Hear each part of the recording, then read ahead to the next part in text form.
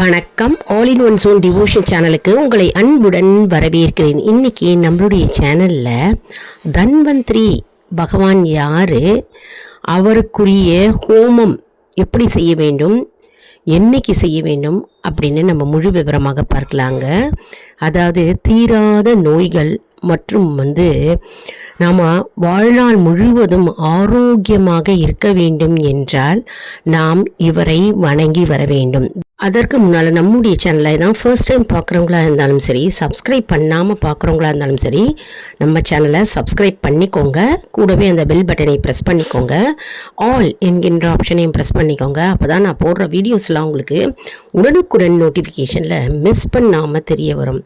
சரி, வாங்க இப்போது வீடியோக்குள்ளே போகலாம். அதாவது இன்றைக்கி புதன்கிழமை இல்லையா, பெருமாளுக்குரிய நாள், தன்வந்திரி பகவானுக்கு உரிய நாள். நம்முடைய வாழ்க்கையில் பல நோய்களால் நம்ம பாதிக்கப்பட்டிருக்கிறோம்.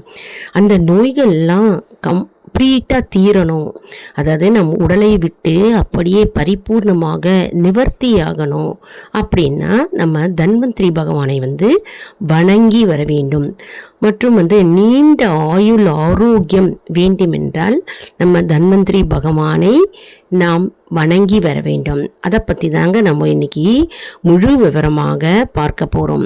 வீடியோவை ஸ்கிப் பண்ணாமல் முழுமையாக பாருங்கள். அப்போ தான் உங்களுக்கு டவுட்ஸ் இல்லாமல் புரிய வரும். சரி, வாங்க இப்போ நம்ம வீடியோக்குள்ளே போகலாம். தன்வந்திரி பகவான் நோய்களை தீர்க்க வல்லவர் என்று நம்பப்படுகிறதுங்க. ஆயுள் வேதம் என்கின்ற ஆயுர்வேதம் அதை முதலில் இந்த உலகிற்கு கொண்டு வந்ததே தன்வந்திரி பகவான் ஆவார். இப்போ நம்ம யார் அந்த தன்வந்திரி அப்படின்னு நம்ம இன்னைக்கு பார்க்கலாம். அதாவது பார்க்கடலை கடையும் போது இவர் தோன்றியவர். தன்வந்திரி பார்க்கடலை கடையும் போது இவர் பார்க்கடலிலிருந்து தோன்றியவர். மற்றும் தேவர்களுக்கு இவர் மருத்துவராக திகழ்கிறார். மற்றும் ஆயுர்வேதத்திற்கு இவர் மருத்துவராக திகழ்கிறார். மற்றும் இவர் ஆயுர்வேதத்திற்கு மருத்துவ கடவுளாக திகழ்கிறார். அதாவது பார்க்கடலை கடையும் போது அமிர்த கலசத்தை தேவர்கள் பருகும்போது மரணம் இல்லாத நிலையை இவர் காப்பாற்றியவர் என்றும் கூறலாம். இவர் தன்வந்திரி என்றும் இவர் மகாவிஷ்ணுவின் அவதாரம் என்றே புராணங்கள் கூறுகிறது. இந்த தன்வந்திரி பகவான் பார்க்கடலை கடையும் போது அமிர்த கலசம், அந்த அமிர்த கலசம் உண்டானது. அமிர்தத்தை தேவர்கள் உண்டார்கள். அந்த அமிர்த கலசத்தையே இவர் பாதுகாத்தார் என்று புராணங்கள் கூறுகிறதுங்க. தேவர்கள் அமிர்தத்தை உண்ணும்போது அவர்களுக்கு மரணமே இல்லாத நிலை ஏற்பட்டது. அந்த ஏற்படும் நிலையை இவர் அந்த அமிர்த கலசத்தையே பாதுகாப்பாக இருந்து பாதுகாத்தவர் இந்த தன்வந்திரி பகவான். இவர் விஷ்ணு பகவானின் அடுத்த சொரூபம் அப்படின்னே சில புராணங்கள் கூறுகிறது. அப்பேற்பட்ட சக்தி வாய்ந்த இந்த தன்வந்திரி பகவானை நாம் அனைவரும் வேண்டினால், வணங்கினால் நமக்கு என்ன ஆகும்னா நோயில்லா வாழ்க்கை நமக்கு கிடைக்கும். மற்றும் ஆரோக்கியத்தை மேம்படுத்துவார். மற்றும் நமக்கு ஆயுள் ஆரோக்கியத்தை கொடுப்பவரே இந்த தன்வந்திரி பகவான் ஆவார். மேலும் இவர் விஷ்ணுவின் அவதாரம் என்றே நம்ம கூறலாமுங்க. தன்வந்திரி பகவான் நம்மை காப்பவர் மற்றும் நம்முடைய நோய் பிணிகள் அனைத்தும் நீக்கி போடுகிறவர். இப்போ தன்வந்திரி ஹோமம் அப்படின்னா என்ன, தன்வந்திரி ஹோமத்தின் சிறப்பு என்ன, மற்றும் தன்வந்திரி ஹோமத்தின் அவசியம் என்ன அப்படின்னு நம்ம இப்போ பார்க்கலாம். அதாவது அந்த காலத்தில் அரசர் காலத்தில் நம்ம பார்க்கும்போது குறிப்பிட்ட ஒரு அரசன் ஆட்சி செய்யும் அந்த நாட்டில் மக்களுக்கு கொடிய நோயால் பாதிக்கப்பட்டார்கள் என்றால் நிறைய நோய் பிணிகள் வியாதிகள் மற்றும் துன்பத்தில் வீழ்த்தியிருக்கும் மக்களை காப்பாற்றுவதற்காக அந்த நாட்டு அரசர் என்ன செய்வாராம், தன்வந்திரி ஹோமம் அந்த குறிப்பிட்ட காலத்தில் நடத்துவாராம். அந்த தன்வந்திரி ஹோமம் செய்யும்போது அந்த ஹோமத்தில் நிறைய மூலிகை பொருட்கள் போடுவார். மற்றும் அதில் சமித்து குச்சிகள் நிறைய மூலிகை எல்லாம் அதில் போட்டு பெரிய அளவில் நிறைய செலவு செஞ்சு அந்த தன்வந்திரி யாகம் தன்வந்திரி ஹோமம் அப்படின்னு அரசர் செய்வாராம். அப்படி செய்யும்பொழுது அந்த ஹோமத்திலிருந்து புகை வரும் இல்லையா, நிறைய புகை, எக்கச்சக்கமான புகை வரும். அந்த புகை எல்லாம் அந்த ஊர் அந்த நாட்டுக்குள்ளே பரவி அந்த காற்றோடு பரவி மக்களுடைய வியாதிகள் நோய்கள் அனைத்தும் உச்சந்தலை முதல் உள்ளம் பாதம் வரை அனைத்து நோய்களும் வியாதிகளும் நீங்கும் என்பது ஐதீகம்.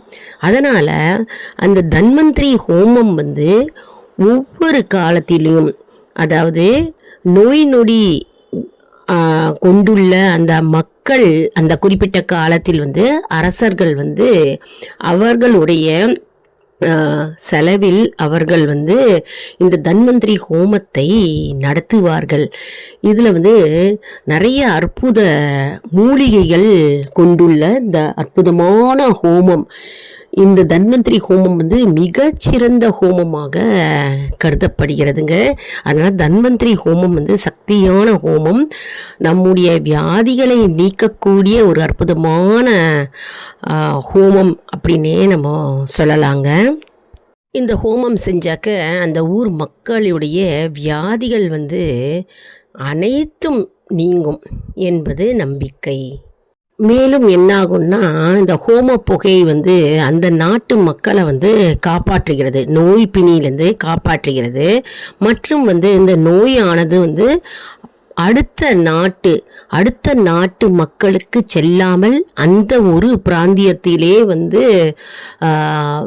நிலவி அந்த பிராந்தியத்தில் இருக்கும் மக்களை காப்பாற்றி நோய் நொடிகளை நீக்க வல்லதாக இந்த தன்வந்திரி ஹோமம் திகழ்கிறது.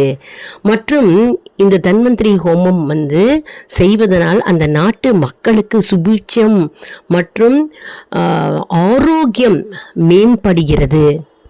மேலும் இந்த காற்றில் பரவும் இந்த தன்வந்திரி ஹோம புகையினால நோயின் தாக்கம் நோயின் வீரியம் குறையும், அந்த நாட்டு மக்களுடைய நோய்கள் அனைத்தும் தீரும் மற்றும் நோய் பிணி நோயிலிருந்து அவர்களை படிப்படியாக குணப்படுத்த உதவுகிறது. மற்றும் இந்த தன்வந்திரி ஹோமமானது இந்த ஹோம புகை என்ன செய்கிறதுனா நோய்வாய்ப்பட்ட மக்களுடைய நோயின் வீரியம் தாக்கம் குறைகிறது. அதனால் அற்புதமான சக்தி வாய்ந்த இந்த தன்வந்திரி ஹோமத்தை அந்த காலத்தில் அரசர்கள் நோய்வாய்ப்பட்டால் இதை அவர்கள் நடத்தி அந்த நாட்டு மக்களை காப்பாற்றுகிறார்கள். அதனால் தன்வந்திரி ஹோமம் அப்படின்னாலே மிக சிறந்த ஹோமமாக கருதப்படுகிறதுங்க. இப்போவும் கூட நம்ம பார்க்கலாம், நம்ம வீடுகளில் கூட கணபதி ஹோமம் செய்வாங்க, நவகிரக ஹோமம் செய்வாங்க. மற்றும் தன்வந்திரி ஹோமமும் வீட்டில் செய்வாங்க. வீட்டில் ஏன் தன்வந்திரி ஹோமம் செய்கிறாங்க அப்படின்னா, வீட்டில் இருக்கிற மக்கள் அவர்களுக்கு ஏதாவது நோய் வியாதிகளால் அவர்கள் துன்பப்பட்டிருந்தால் அவர்களுடைய நோய்கள் வியாதிகள் உச்சந்தலை முதல் உள்ளம் பாதம் வரை நீக்கி அவர்களை ஆரோக்கியத்தில் மேம்படுத்துகிறது மற்றும் அவர்களுக்கு ஆரோக்கியம் தருகிறது. அதனால் சக்தி வாய்ந்த தன்வந்திரி ஹோமத்தை நாமளும் நம்மளுடைய வீட்டில் செய்யலாம். மற்றும் ஒரு வீடு கட்டி கிரகப்பிரவேசம் ஆன ஒரு 5-6 வருடம் கழிச்சு ஒவ்வொரு 5-6 வருடம் கழிச்சு நம்ம வந்து வீட்டில் கணபதி ஹோமம் செய்வது நல்லது, மற்றும் நவக்கிரக ஹோமம் வந்து வீட்டில் செய்வது நல்லது, மற்றும் தன்வந்திரி ஹோமம் செய்வதனால் நம்ம வீட்டில் இருக்கும் அனைத்து நோய்கள் மற்றும் துர்சக்திகள் எல்லாமே கண்டிப்பாக நீங்கும் என்பது ஐதீகம். அதனால் ஹோமங்கள் வந்து வீட்டில் செய்ய செய்ய அது நன்மை பயக்கும். அதனால் தன்வந்திரி அப்படின்னா நம்ம யார் அப்படின்னு நம்ம தெரிஞ்சுக்கிட்டோம் இல்லையா. தன்வந்திரி என்றால் தன்வந்திரி பகவானை குறிக்கிறது, அதாவது மகாவிஷ்ணுவின் அடுத்த அவதாரம்னே நம்ம சொல்லலாம் தன்வந்திரினா. அதே மாதிரி தன்வந்திரி ஹோமம் அப்படின்னா என்ன, நம்ம எதற்காக செய்கிறோம், நம்ம ஏன் செய்கிறோம் அப்படின்னு நம்ம இந்த வீடியோவில் நம்ம பார்த்தோம் இல்லையா. மற்றும் வந்து தன்வந்திரி பகவானுக்கே ஒரு தனியாக ஒரு கோவில் இருக்கிறதுங்க. அந்த கோவிலில் போய் நம்ம வந்து பிரார்த்தனை செய்தால் வந்து நம்முடைய நோய்கள், தீராத நோய்கள் வந்து படிப்படியாக குறையும். எப்பொழுதுமே நம்ம வந்து பயபக்தியுடன், ஒரு மனதுடன், நம்பிக்கையுடன் எந்த செயலும் நம்ம செஞ்சால் அதற்கு பலன் ஏராளம். நம்ம வந்து ஒரு மனதோடு பக்தி ஸ்ரத்தையோடு செய்யணும். அதாவது நம்ம இன்னைக்கு செஞ்சிட்டோம் உடனே வந்து நாளைக்கு ரிசல்ட் கிடைக்கல அப்படின்னு நம்ம சொல்லக்கூடாது. நம்ம வந்து தினம்தோறும் நம்ம வந்து நம்முடைய பிரார்த்தனைகளை நம் பகவான் முன்னாடி ஒரு மனதோடு நம்பிக்கையோடு நம்ம வந்து செய்ய வேண்டும். அப்படி செஞ்சிட்டே வந்தால் கண்டிப்பாக ஒரு நாள் வந்து நமக்கு அதற்கு பலன் வந்து நமக்கு கண்டிப்பாக கிடைக்கும். அதாவது நம்ம செய்த கர்ம வினையின்படி நமக்கு வந்து பலன்கள் வந்து கிடைக்கும். அதாவது சில பேருக்கு வந்து உடனே அந்த நிமிடத்திலே கிடைக்கும். சில பேருக்கு வந்து அந்த கர்மங்கள் வந்து கர்ம வினைகள் வந்து படிப்படியாக நீங்கி நம்ம செய்கின்ற மந்திர ஜபங்கள் மற்றும் ஹோமங்கள் மற்றும் பாடல்கள் மற்றும் ஸ்லோகங்கள் இதெல்லாம் நம்ம சொல்ல சொல்ல நம்முடைய கர்ம வினைகள் படிப்படியாக நீங்கி நமக்கு வந்து ஒரு நாள் கண்டிப்பாக வெற்றியை தருவார். அதனால் நாம் வந்து எப்பொழுதுமே வந்து இந்த நம்பிக்கையை நாம் விடக்கூடாது. அதனால் நம்ம இந்த வீடியோவில் வந்து தன்வந்திரி மற்றும் தன்வந்திரி ஹோமத்தை பற்றி நம்ம முழு விவரமாக பார்த்தோம் இல்லையா. நோய்களை தீர்க்கும் தன்வந்திரி பகவானை நாம் அனைவரும் வணங்கி நம்முடைய ஆரோக்கியத்தை மேம்படுத்துவோம். தன்வந்திரி பகவானுடைய அருள் நாம் அனைவருக்கும் கிடைக்க வேண்டும் என்று நான் பகவானை பிரார்த்தனை செய்கிறேன். என்ன அன்பர்களே, இந்த வீடியோ உங்களுக்கு மிகவும் பயனுள்ளதாக இருக்கும் என்று நான் நம்புகிறேன். இந்த வீடியோவுக்கு ஒரு லைக் கொடுங்க, இதை மற்றவர்களுக்கும் ஷேர் செய்யுங்கள், அவர்களும் பலனடையட்டும். மேலும் நம்முடைய வீடியோஸ் ஒவ்வொரு வீடியோவும் அப்லோடு செய்யும்போது நம்மளுடைய வீடியோஸில் வந்து ஆன்லைன் ஷாப்பிங் இருக்குங்க. அந்த ஆன்லைன் ஷாப்பிங்கில் நீங்கள் வந்து டச் பண்ணிக்கோங்க. அந்த டச் பண்ணிங்கன்னா நீங்கள் எந்த ப்ராடக்ட்ஸ் வேணாலும் நம்மளுடைய வீடியோ மூலமாக நீங்கள் பர்ச்சேஸ் பண்ணிக்கலாம். அந்த ஆன்லைன் ஷாப்பிங் நீங்கள் பர்ச்சேஸ் பண்ணும்பொழுது நீங்கள் நம்முடைய வீடியோ மூலமாக நீங்கள் பர்ச்சேஸ் பண்ணிக்கலாம். என்ன ப்ராடக்ட்ஸ் வேணாலும் நீங்கள் பர்ச்சேஸ் பண்ணிக்கலாங்க. மற்றும் ஆல் இன் ஒன் ஜோன் அன்பர்களுக்கு ஒரு அன்பான வேண்டுகோள், நம்முடைய கம்யூனிட்டி போஸ்டில் கேள்வி பதில் நேரம் வருங்க. அந்த கேள்விகளுக்கு பதில் தாங்க. இதன் மூலம் நம்முடைய ஆன்மீக பயணம் எப்படி இருக்கிறது என்பதை நாம் தெரிந்து கொள்ளலாம் இல்லையா. இது வந்து சப்ஸ்கிரைப் செய்தவர்களுக்கு மட்டுமே தெரிய வருங்க. அதனால் நம்முடைய சேனலை மறக்காமல் சப்ஸ்கிரைப் செய்து கொள்ளுங்கள். அடுத்த வீடியோவில் வேறொரு தலைப்புடன் உங்களை வந்து சந்திக்கிறேன். நன்றி, வணக்கம்.